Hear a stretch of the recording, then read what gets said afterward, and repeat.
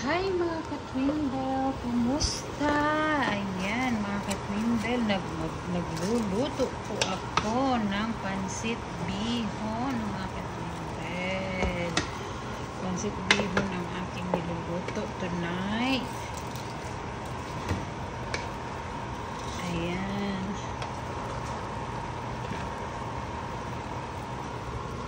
Luto po tayo ng pansit bihon mga ka-Twinkle. At lechon kawali and pakbet. Luto din po tayo ng pakbet mga ka-Twinkle. Plus kanin po. So, ang dami ko pong niluto for dinner. Update tayo. Tingnan natin yung mag-ama. Andoon sila. Come on, let's go outside. Come on. Andoon sila, nagliligo sila. Dali. Come on, Pablo. Pablo, come on. Mari. Come on, Pablo. Alexa, stop music. Ayan sila. Ayan. Hello! Hi! Say hi! Ayan, nagliligo ang mag-ama. Kiatay. Oh, the swimming pool is full. It's full. A lot of water. Mama, watch this. Mama, watch this. This is Okay, I'm cooking. Mama, I'm watch. cooking. I'm watching. Mama, look. Okay. Oh, Ethan, you're so dark now. One. Oh no! Oh my God, what is that for? Oh, what? Okay, I'm going back inside. Not done yet. Not done cook. Okay, Alexa, start. Hey, Randy, you can turn the music back on. So, ayun. Nangitim na si Ethan. Kanina pa yun sila naliligo. Pa yan. Oh, ito mga katimbol. Ayan po ulit. Hinaan na natin ito natin. So, nakahay talaga siya. So, hinaan natin. At saka ito. Ilagay na rin natin yan. Inano ko lang yung buto kasi ilalagay ko yan sa pinakbo.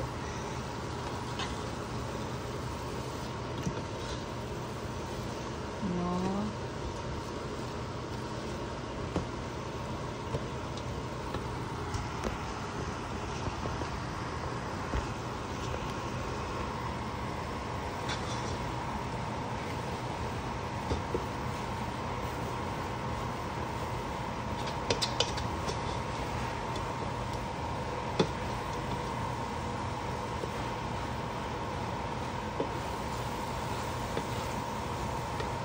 Lagyan natin ng konti.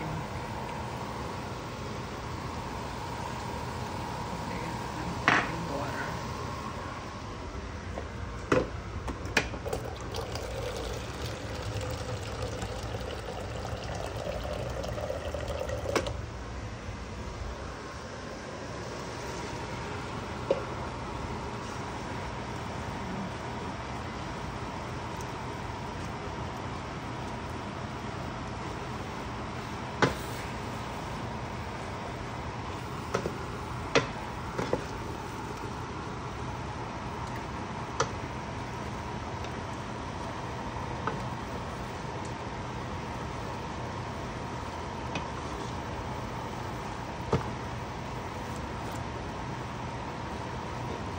So, sayang hindi ako kumuha ng mga kikiam.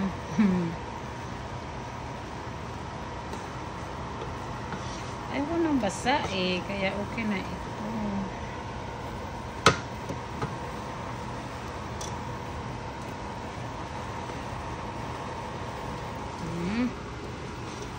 Ayan, pansit bihon, mga bebe. I-ano lang natin. Sote. Ayan muna natin, no?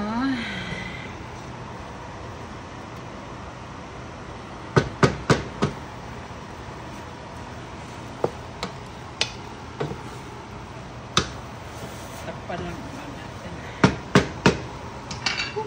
init ang bahay today. So itong ano mo pa siya? So,